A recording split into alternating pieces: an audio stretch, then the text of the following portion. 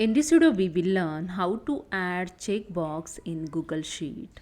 So let's start. Open your Google Sheet, and here I have some data. So here first you have to convert your data in table.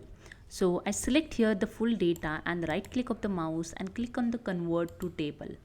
Okay, you can see here the data is converted in table.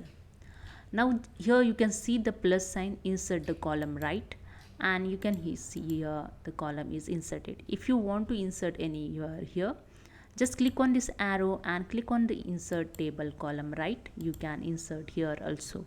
Okay, then click on this arrow and here the first option, edit column type.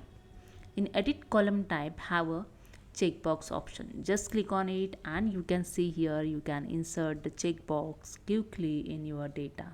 So same as here also, just click on this arrow, edit column type, and click on the checkbox option, and here you can see the checkbox is inserted.